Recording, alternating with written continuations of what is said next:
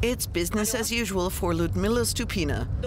She's been a taxi driver for 2 years in the town of Taman on the Azov Sea.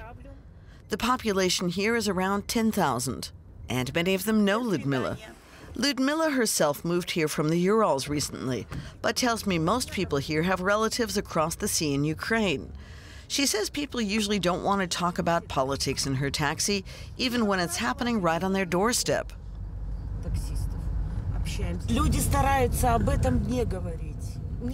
People aren't panicking. They try not to talk about the conflict. Of course, it's so close it's worrying, but I'm sure nothing will happen. At the local market, people admit they are shaken by the recent clash in the nearby sea.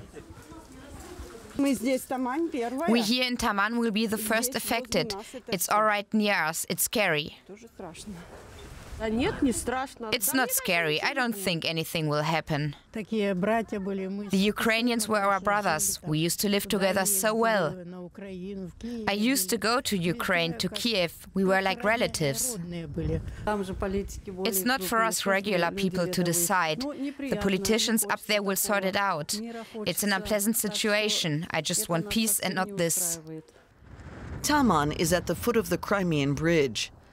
Tensions have been building here in the Azov Sea for months, especially since the bridge was opened in May. Ludmila moved to Taman to be near the sea. She says she sometimes comes here for a break from taxi driving, even in the winter. The 54-year-old says her relatives and children back in Yekaterinburg are worried about her, but she is optimistic about the future of the Azov Sea. The sea calms me down. Sometimes when I want an answer to a question, I ask the sea. And if the next wave is big, that means the answer is yes. I am very hopeful that our government will figure out everything, that everything will be fine, and we will all live in peace.